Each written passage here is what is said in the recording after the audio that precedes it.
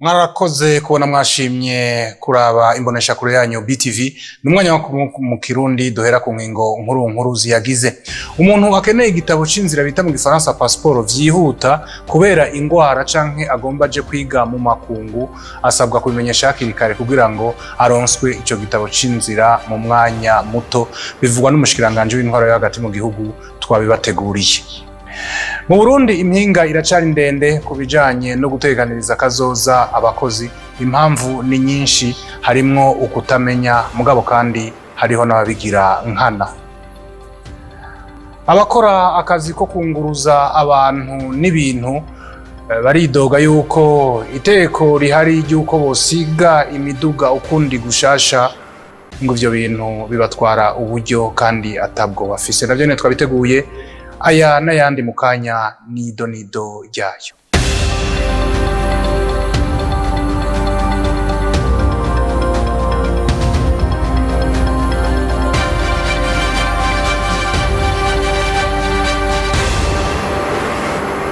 Remo Prosper niyo nkuru ndasubiye kubaramutsa nongera ndabaha ikaze muri ano makuru. Narimeje kubibabwira mu ncamake, umuntu akeneye igitabo c'inzira canke passport cihuta kubera imvo zo kugwara canke kuza kwiga mu makungu asabwa kubimenyesha hakiri kare kugira ngo ababijeje bamuronse iyo passport mu maguru masha. Bivugwa n'umushikiranganje w'intwaro yo hagati mu gihugu, iterambere rusange n'umutekano Martin Niteretse.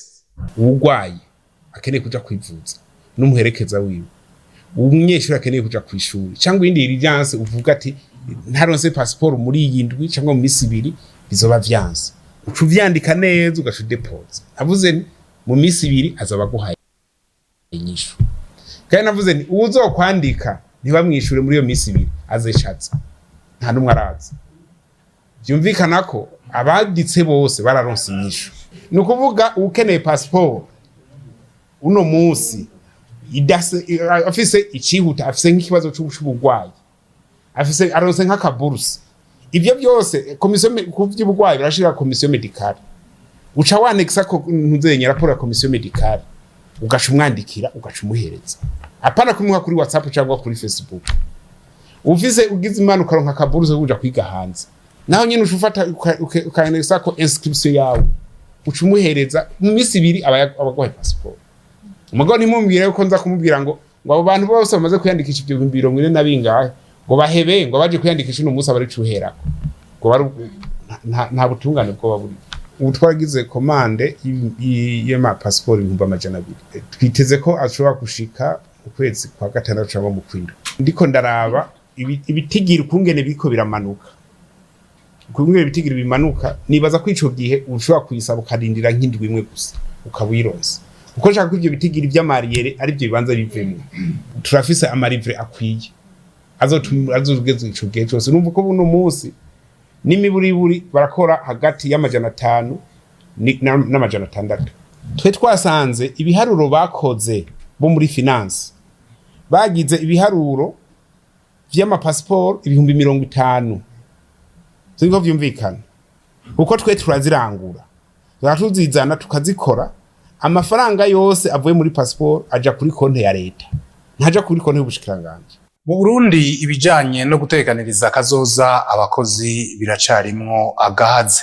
Ivyo bigatumwa nuko hariho abakoresha badatekaniriza kazoza abakozi babo babikoze nkana, hakaba n'abandi babikora kubera ukutamenya. Mu gisata c'abikorera ivyabo mu Burundi haracariho abakozi badateganirizwa kazoza n'abakoresha babo. Birababaje cyane nukuri batuziganiriza tugira ngo nimukore ngo turiko turabiraba mwaka ugahera uwundi kikura. Shimirimana Pierre ajejwe iyinjizwa ry'abakoresha n'iyandikwa ry'abakozi mu kigo NSS kijejwe gukinga no gutegekaniriza kazoza abakozi aremeza ko hariho abakoresha badategekaniriza kazoza abakozi babo. Hariho abo usanga bari umukoresha yarazanye abakozi azana bake ndetse benshi, hariho nabo usanga atamuntu arazana. Uko amategeko avuga yuko umuntu wese yuguruye imirimo akora mu Burundi ategerezwa kuba yamenyekanishije ishirahamwe yiwe n'abakozi akoresha mu mistare bo mugani muri NSS. Gutegekaniriza kazoza abakozi mu Burundi biracafise intambwe ndende nkuko bivugwa na Nimubona Arcade umunyamabanga nshingwabikorwa w'umugwi w'igihugu ujejwe gukinga no gutegekaniriza kazoza abene gihugu. Abarundi bashobora kuba ariko barakora bo babangana gute, tugaca tugenda tukabaraba turavye n'abanywanyi bishira hamwe nka INSS canke ONP tukabishira hamwe, eka naho nyene dusanga turi munsi y'ibice 10 canke twababa ibice 10% by'abashobora kuba bari muri ayo mashira hamwe. Bica byumvikana rero yuko igisata kiya twita informel canke abakoresha canke abakozi benshi bo ariko barakora batarijukira ibyo byo gukinga no gutekaniriza kazoza. Umugenduzi mukuru w'akazi no gutekaniriza kazoza abakozi Bizindavyi Aster asaba abakozi ko atawohirahira ngo atangura akazi adafise amasezerano y'akazi. Umukozi wese ateza gutangura akazi umukoresha yamuhaye amasezerano y'akazi. Nimba ubona ati ngome maze nige ko ashobora akazi amuha contrat d'essai. Rero igihe aramutse aguha contrat ivyo byose kumutekaniriza kazoza birimo. Umukoresha adategekaniriza kazoza umukozi wiwe abamukoshereje cyane kandi birahanwa. Bivugwa na Muhutu Ildefonse arongoye ishirahamwe ry'abakukuruke. Kudaziganiriza umukozi kutamutangira intererano ubumwishe kandi nikosa rihanwa n'amategeko. Rero kugira ngo bikingira ivyo bihano bitegekanywa n'amategeko botegezwa nabo nyene guca kwikubita agashi bagaheza bakaziganiriza abo bakozi babo. Abunguruza abantu n'ibintu bakoresheje imiduga baridoga kuko batabona igituma bategekwa guhindura irangi. Iyo ngingo yo kubasaba guhindura amarangi asigwa ku miduga yabo ikaba atari nshasha kuko yagiyeho kuva mu mwaka w'2006 mugabo ubu akaba ariho iriko irakwirikizwa. Elvis Munyaneza.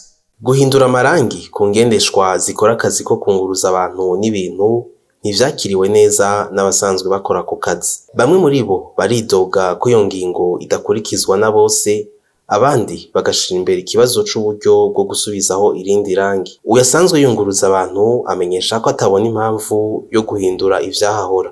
Twumvise briskema batubwiye ko dutegerezwa guhindura amarangi ya taxi mugabo turabona ngire tubaza turakurikira amategeko ya leta mugabo twari twibaza ko natwe dutabara bagadufasha afite turabimenya neza bari kudusigurira neza bagaduha ikiringo tukamenya ko tufatirira ingingo kuri twese. Twebwe natumvise na radio tumvise ko babivuze mu radio tumvise gusa ngo muri autorisation de transport ngo mutegezwa kugira irangi no tubatereza barashaka kudusigurira kandi bakatubibwira. Yongera asaba ko hogira igikozwe abafata ingingo bakaraba ivyorohereza benshi. Tosaba mbo bakatubaza cyangwa bakaducira mu radio batubwire neza ingene mumeze natwe turabe ko tubasaba badufashe ko tusiga iyo rangi cyangwa bashaka amategeko yacu tugakurikira bazasha ko tunaba badufasha ko tusiga mu irangi bazo batugiriye neza. Mumenya ko iyo ngingo yo guhindura irangi ku ngendeshwa zunguruza abantu n'ibintu atari nshasha yashizweho mu mwaka w'2006 ariko ntiyakurikizwa nk'uko bimenyeshwa n'ubushikiranganji mu vyo bujejwe harimo kunguruza abantu n'ibintu. Narimejeje kubibabwira isanamu z'ugwaruka ziteye isoni zikwiragizwa ku mbuga ngurukana bumenyi ziragira ingaruka mbi kuri abo bana kuko baca bigunga mu kibano.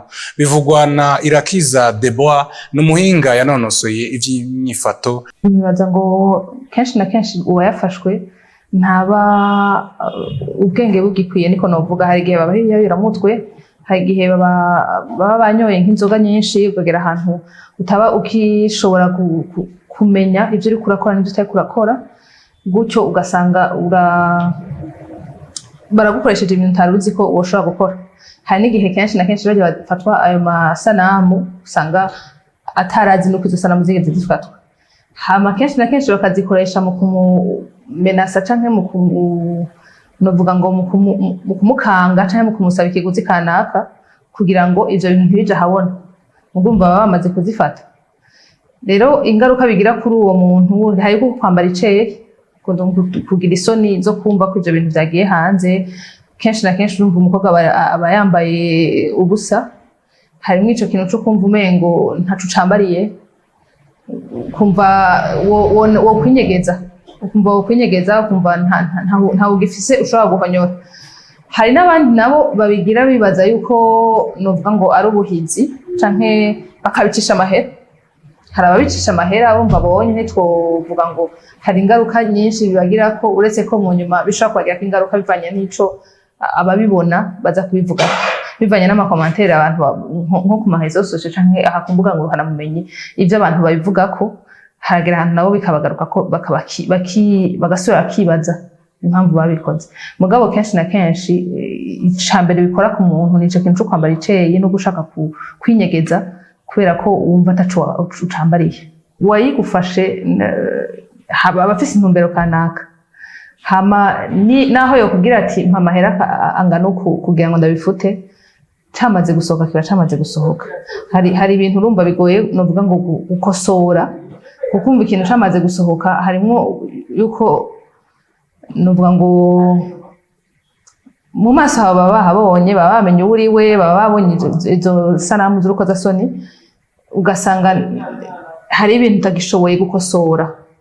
Rero urumva gukosora biragoye mugabo ico dufasha uwo muntu no kumutahuza yuko nivyo akaba kabaye byasohotse nivyo mugabo novuga ngo hanini twe nibaza ko abantu dukwiye guhimiriza abandi kutabitanga ko byamaze gusohoka nivyo byamaze gusohoka yamaze kwambara iceye mugabo nuvuga ngo igikorwa ni ca jewe nawe ubironse areke gusubira kubirungika kugira ngo ntibibandanye bikwirakwira hama ngo biyave bitera wa muntu kwigunga gusumbirije ugasanga bizanyemo n'akabonge ugasanga ahisemo no kwiyahura kubera yumva umengo nta namwe azoshobora guhonyora batazi ayo masanamu.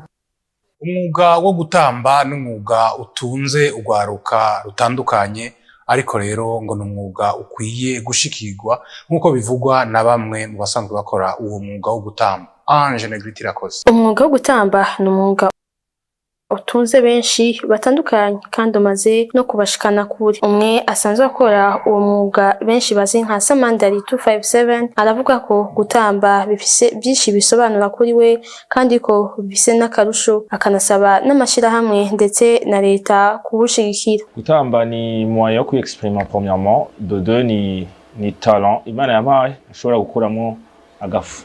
Ubu ko birafata inzira par rapport y'imyaka iri nyuma iheze. Ubu birafise mu valeur biko biragironka valeur abavyeyi biko bitahura society ke bitahura bukebuke. Ubu ndashobora kwigurira ikirato ciza, ndashobora kwigurira ipantaro, ndashobora kwigurira telefone bibe mu gutamba ndiri ya déplacement. N'umunsi ndashobora kugura agafana mama wanje kubera amahera nakoye mu gutamba nibaze yuko ibintu biryoshe cyane. Ku ba company ico nababwira cyambere nuko boteka gutinya kwinvestisa muri danse kubera danse nibaze yuko ubunye ari kimwe mu bintu bituma ikintu kimenyekana. Nibaze yuko abantu bafite amakampuni batwizere baduha mu marché kugira ama publicité y'amakampuni yabo ama produit yabo. Ndabiziza cyane yuko produit fini y'ivyo zoba twakoze bizoba ari byiza cyane. Amakampuni investissa kujya mu investissa mu yandi matalent investissa no muri danse. Igirimpuhwe Ange Alessia we avuga ko uretse ko ari umwuga asanzwe anabikunda byamuhaye kumenyana n'abantu ahanini ndetse no mu kibano babitahura agasaba leta n'amashirahamwe kubashigikira mu buryo bwose. Gutamba novuga yuko ni nka passion kuri jewe si n'umwuga kubera yari umwuga nawe ko nabihevye kuba nti rapporta ni passion nabikunze kuva kera kuva nkikiraga petite abantu ama opportunité kumenyana n'abantu surtout ego ama connaissance kumenya n'uyuti ujya twamenyanye mu kibano vuga yuko abavyeyi banje baravyakiriye ego kera ntavyo bemera kubera ko nkugiye nko mu novuga gute nko mu ma concert canke gutamba nk'ahantu usanga kenshi dutevye ubunye mugabo baravyakiriye icambere no saba yuko bofata danse kuri degré imwe n'abantu baririmba bagafata danse nk'ikintu si divertissement gusa ahubwo nakazi kwa no hanze hari abantu babeshejeyo kubera gutamba donc no saba gouvernement nkasaba n'abantu bafite ama companies kudusapotinga. Uwo mwuga wo gutamba ukaba uriko urijukirwa n'abigeme ku bwinshi. Amakuru tuyarangirize muyavugwa mu nkino twateguriwe na Gilles Boris Ingabire. Bimaze ko bimenyekana uko imigwi izohura mu gice ca kane gishira icanyuma mwiganwa ryitiriwe umukuru w'igihugu mu mwaka wa 2023. Rumwe mu nkino zitezwe cyane n'abakunzi b'umupira w'amaguru mu Burundi akaba urukino ruzohuza umugwa Message Ngozi ku kibuga Urukundo kwigenekerezo rya 3 Rusama mu mwaka wa 2023 ku kibuga Urukundo wakira umugwi wa Musongati FC azoba ari igihe cy'isaha 9 z'umuhinga. Na ku rundi ruhande umugwi wa Buja City uzohura n'umugwi wa Aigle Noir. Top Junior izohura n'umugwi wa Vitaro FC na Ibomamuru FC izohura n'umugwi wa Rukinzo FC. Inyuma yuko agize akabazo ndetse ntashobora no kuboneka ku rukino umugwi wa Nice watsinzwe n'umugwi wa Brest kundwi igera ya 31 yiganwa rya Ligue A Ibere Eats mu gihugu cy'Ubufaransa.